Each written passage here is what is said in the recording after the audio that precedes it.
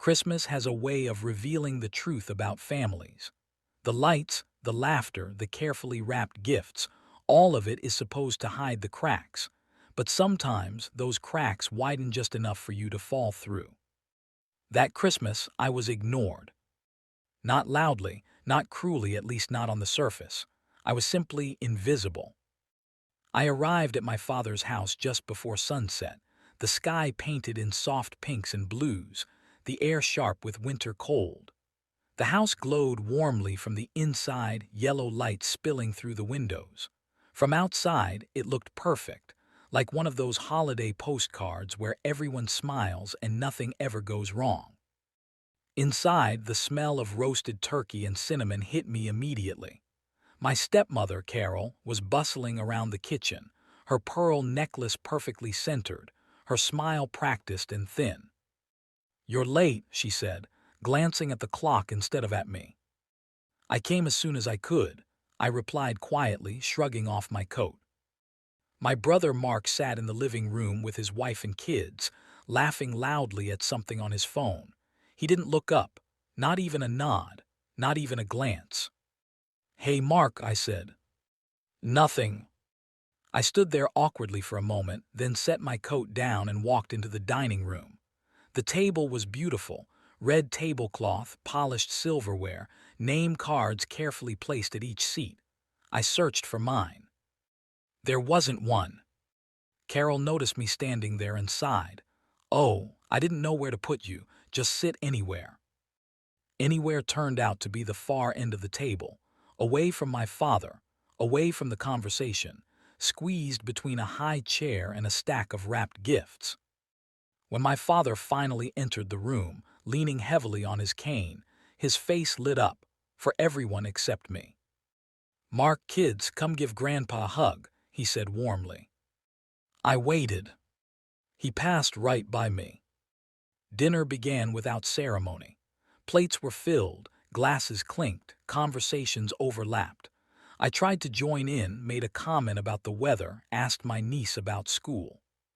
No one answered. They spoke over me, around me, through me, as if I were a piece of furniture they'd forgotten to remove. At one point, Carol leaned across the table and said loudly, "Mark, when the house is finally yours, you should really renovate the kitchen. This layout is so outdated."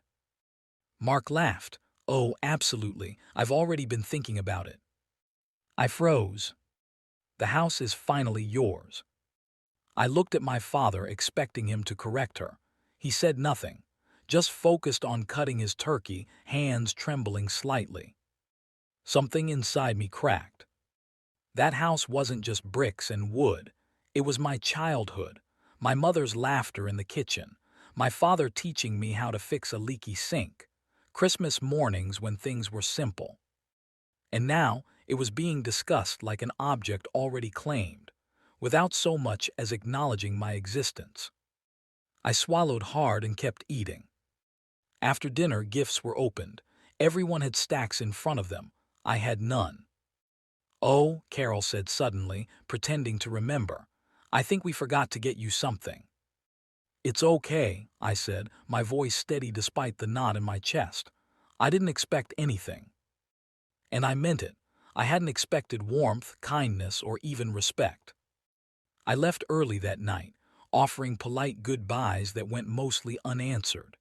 As I stepped outside into the cold, I felt lighter and emptier at the same time. That was the last Christmas I spent trying to belong. A week later, my phone rang.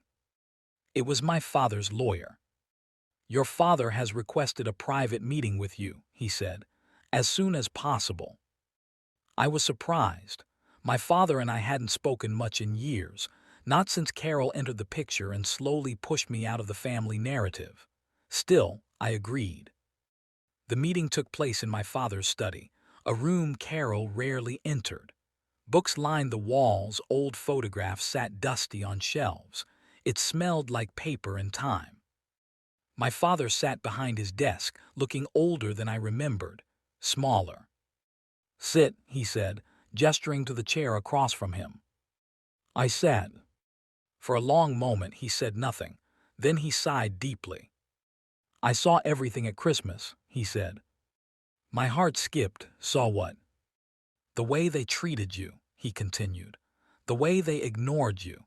The way they spoke about the house like it was already theirs." I didn't respond. I didn't trust my voice. "I failed you," he said quietly, "for years." That surprised me more than anything. He explained that he had been sick longer than he let on, that he'd been watching, listening, testing his family in small ways. He wanted to see who cared about him, not his money or property. "Do you know who visits me when no one else does?" he asked. I shook my head. "You," he said. "You call, you ask how I am. You don't ask for anything."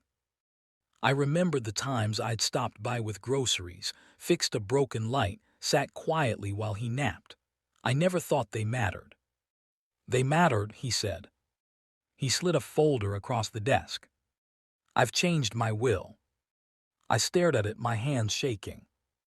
"The house," he said, "the savings, everything, it's yours." I laughed nervously. "Dad, Mark." "Mark has already taken more than his share," he interrupted. "And Carol, well, she showed me exactly who she is." Tears filled my eyes, not from the inheritance, but from being seen. My father passed away 3 months later. The funeral was tense. Mark barely looked at me. Carol avoided me entirely. Then came the will reading. The lawyer cleared his throat and began. Specific bequests were mentioned, small sums, personal items. Then he reached the end. The remainder of the estate, including the family home and all financial assets, is to be inherited by my child. Mark smiled smugly. The lawyer continued. "To be inherited by my child, Alex." The room went silent. Carol gasped. Mark stood up. "That's impossible, I was promised." The lawyer raised a hand. "Your father was very clear." They looked at me then, really looked at me, for the first time in years. But it was too late. I didn't feel victorious, I felt calm.